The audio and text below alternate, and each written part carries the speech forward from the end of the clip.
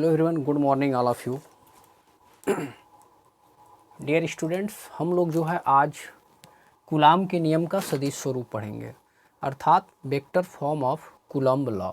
और ये एग्ज़ाम की दृष्टि से बहुत ही महत्वपूर्ण है और इसे मैक्सिमम हर एग्ज़ाम में लगभग पूछ लिया जाता है और ये थोड़ा सा टफ प्रोसेस होता है विद्यार्थियों के लिए। तो मैं इसे आपको डिटेल में बहुत इजी वे में आपको समझाने का प्रयास करूँगा। तो आइए हम लोग शुरू करते हैं।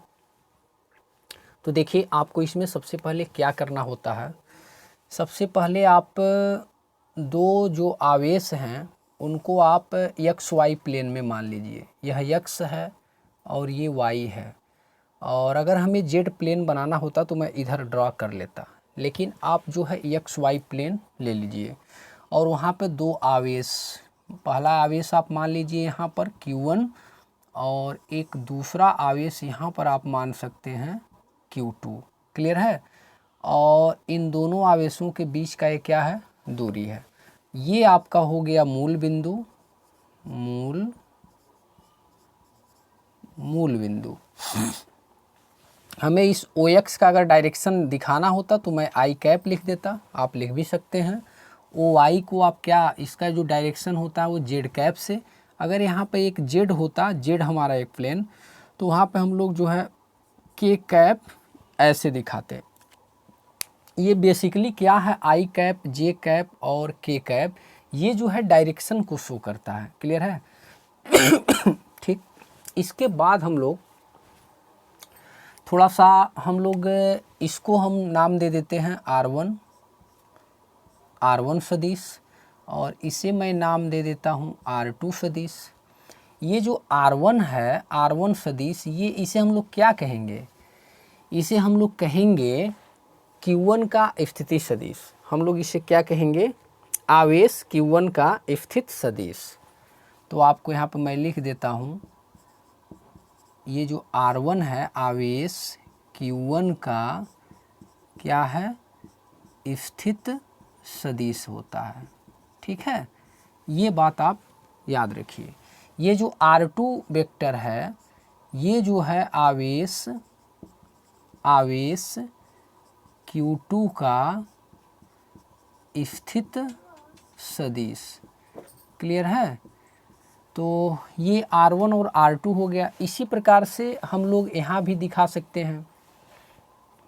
जैसे यहाँ पे मैं अगर लिखूँ R12 आपको मैं कहूँ कि R12 क्या है, तो आप क्या कहेंगे, तो अच्छे से समझिए।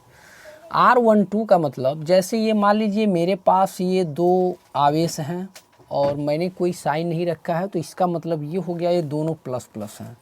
तो सबसे पहली बात, अगर प्लस प्लस आवेश होता है तो उसके मध्य में क्या काम करता है, प्रतिकर्षण काम करता है। ठीक है।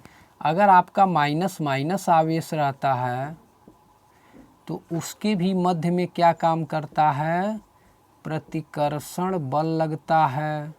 माइनस प्लस रहता है तो वहाँ पे क्या काम करता है, आकर्षण बल काम करता है। ये आपको दिमाग में रखना होगा।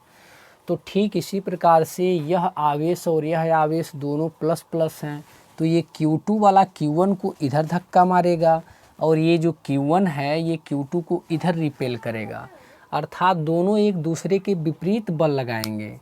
तो ये जो R12 मेरा लिखने का मतलब है, तो R12 क्या बता रहा है, तो इसका मतलब ये है आवेश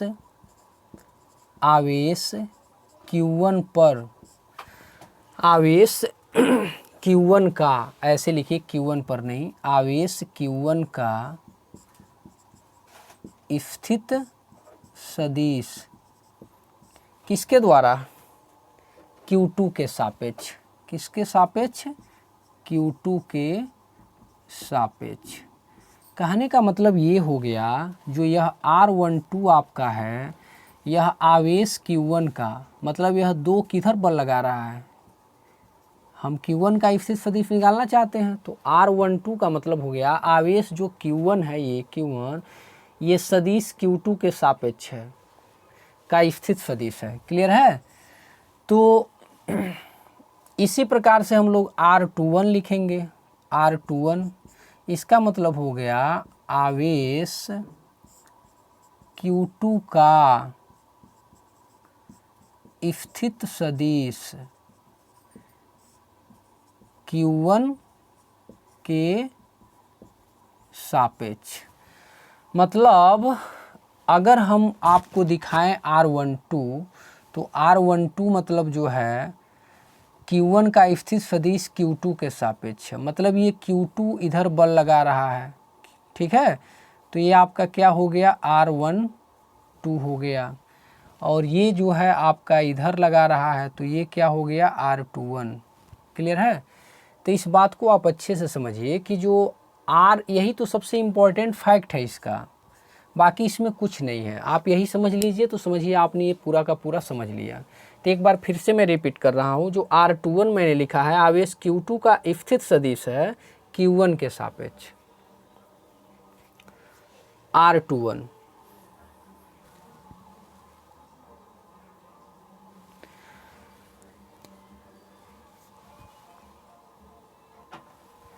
तो यहाँ पे आप देख सकते हैं जो R12 है वो आवेश Q1 का स्थित सदिश है Q2 के सापेक्ष, और ये जो R21 है ये आवेश Q2 का स्थित सदिश है किसके सापेक्ष, Q1 के सापेक्ष। क्लियर है।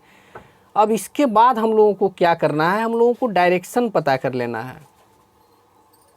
जैसे मैं आपसे कहूँ कि डायरेक्शन कैसे पता कर लीजिए, तो इसके लिए देखिए जो Q2 है ये बल लगा रहा है Q1 पर, लगा रहा है ना, तो उसे हम लोग लिखेंगे R कैप और 21, मतलब R21 कैप। इसका मतलब ये हो गया कि ये जो सदिश R21 है इसका एकक सदिश है, R21 का एकक सदिश। एकक सदिश का मतलब ये हो गया कि ये जो R21 है आपका, तो R21 कौन है,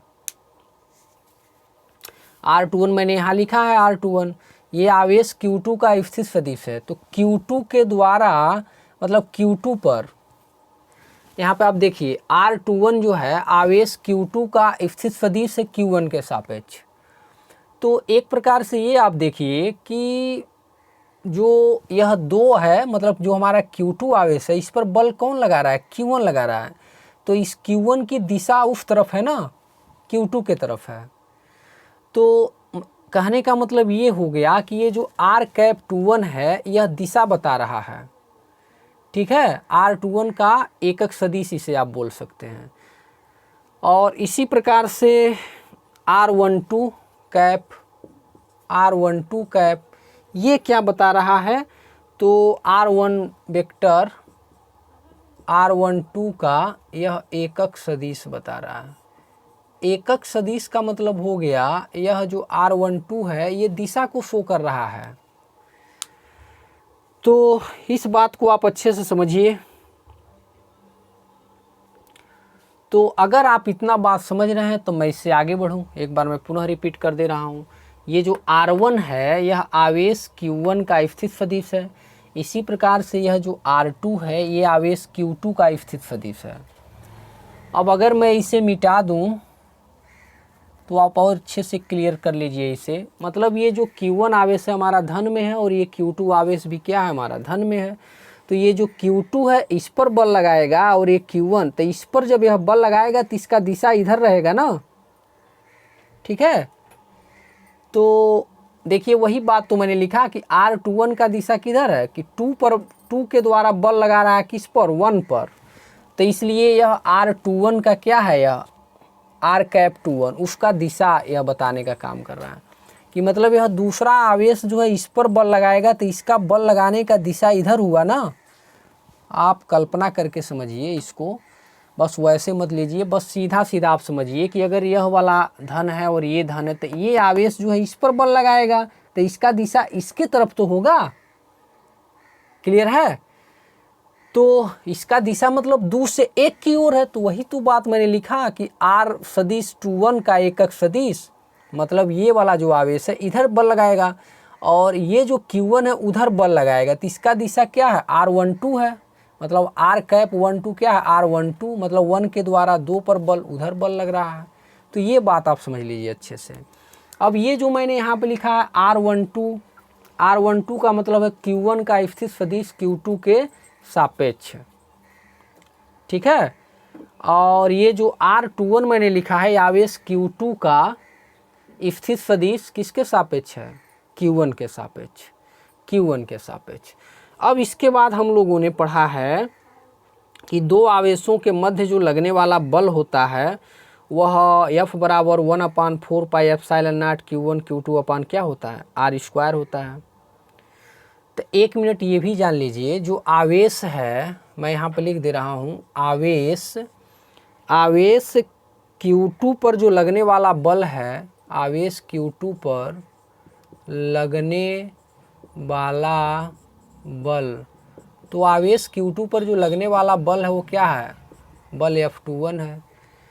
मतलब 2 पर किसके द्वारा बल लग रहा है, 1 के द्वारा, तो इसे आप ऐसे लिख सकते हैं F21। इसी प्रकार से Q1 पर लगने वाला बल, आवेश Q1 पर लगने वाला बल, तो आवेश जो Q1 पर लगने वाला बल है तो ये क्या है, F12 है। अब आप कूलाम का नियम पढ़े हैं, कूलाम के नियम से, तो दो आवेशों के मध्य जो लगने वाला बल होता है F बराबर 1/4 pi epsilon not Q1 Q2 अपान क्या होता है, R² होता है। तो इसी के सहायता से हम लोग इसे अब प्रूफ कर देंगे। तो अगर हम लोग देखेंगे F21, तो F21 क्या होगा, ये बल, इस बल का मान, तो 1/4 पाई एप्सिलॉन 0 और Q1 Q2 अपान में क्या, R²। और F21 के लिए दिशा क्या है, तो उसके लिए दिशा हम लोग लिखेंगे क्या, 2 पर जो बल लग रहा है 1 के द्वारा, तो दिशा उधर है ना, तो उसको हम लोग क्या लिखेंगे, R⁻²1। ये मान लीजिए हमारा समीकरण नंबर 1 हो गया। इसी प्रकार से F12 पर जो लगने वाला बल होगा 1/4 pi epsilon not Q1 Q2 अपान में क्या, R², और इसका दिशा 1 पर लगने वाला बल है 2 के द्वारा, तो 2 इधर बल लगा रहा है, तो इसका दिशा क्या है, R12 कैप, समीकरण नंबर 2। अब चूंकि यहाँ पे दिखाया जा सकता है कि जो R21 कैप है, मतलब R21 की जो दिशा है वह निगेटिव है R12 के, 2 पर बल इसके द्वारा इधर लग रहा है और 1 पर बल इसके द्वारा इधर लग रहा है, तो इसलिए ये ऋण साइन बताएगा। तो जब ये इस समीकरण में ले जा कर के प्रयोग करेंगे तो यहाँ पर आप लिख सकते हैं समीकरण 1 व 2 से। तो जैसे आप समीकरण 1 और 2 से करेंगे तो ये पूरा का पूरा वैल्यू कट जाएगा और F21 का जो मान आएगा वो -F12 के बराबर हो जाएगा। कहने का मतलब ये हो गया कि यह दोनों एक दूसरे के विपरीत बल लगा रहे हैं। देखिए परिमाण में तो ये बराबर हैं, ये टोटल चीज़ आपका परिमाण होता है, क्लियर है, और ये क्या है, इसका दिशा है। तो दोनों समीकरण में आप देख सकते हैं परिमाण में सेम है लेकिन दिशा में विपरीत है, तो ये सब चीज़ें कट जाएंगी और ये माइनस चिन्ह बस लगा दिया जाएगा। माइनस चिन्ह इसलिए क्योंकि इनका जो दिशा है बल लगाने का वो विपरीत है।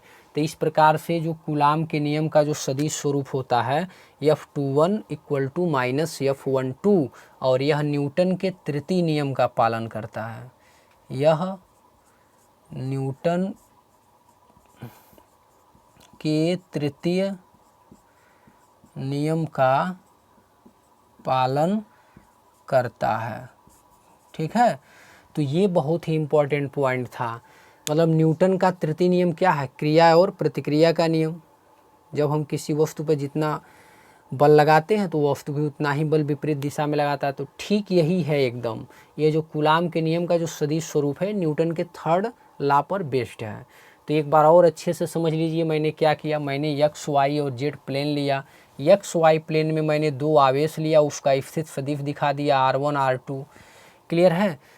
और उसके बाद से जो है एक बल इधर लगा, यह किसके द्वारा, यह जो उधर बल लग रहा है ये 2 पर बल लग रहा है, तो इसे आप F21 कहेंगे। और एक बल नीचे के द्वारा लग रहा है, 1 पर बल लग रहा है, किसके द्वारा, 2 के द्वारा, तो F21 का मतलब जो है 2 पर बल लग रहा है 1 के द्वारा, F12 का मतलब 1 पर बल लग रहा है 2 के द्वारा। ये वाला इधर बल लगा रहा है तो F12, ये वाला उधर बल लगा रहा है तो F21। तो बस यही तो आपको समझना है। और ये थोड़ा आपको लिखना रहेगा कि R1 क्या है, Q1 का स्थित सदिश है, R2 क्या है, Q2 का स्थित सदिश है, R12 क्या है। तो R12 का मतलब हो गया, यहाँ 1 देख रहे हैं तो इसका मतलब Q1 का स्थित सदिश है किसके सापेक्ष, Q2 का।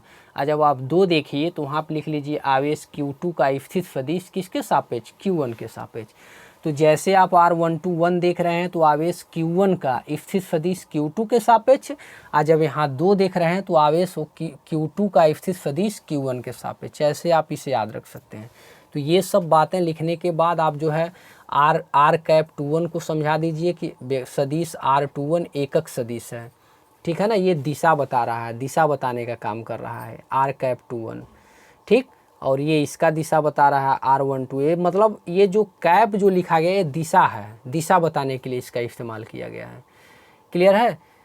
तो बस यही बात है। F21 का मतलब जब F21 लिखे हैं तो मतलब 2 पर जो है बल लग रहा है किसके द्वारा, 1 के द्वारा।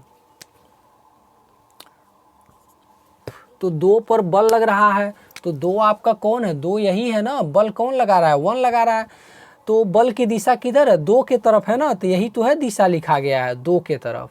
यह R21 R कैप 21 का मतलब बल की जो दिशा है 2 पर वह 2 के तरफ है। ये F12 का मतलब 1 पर बल लगा रहा है कौन, 2 लगा रहा है। ये वाला बल इस पर लगा रहा है तो इसका मतलब इसका दिशा किधर होगा, नीचे की तरफ होगा ना।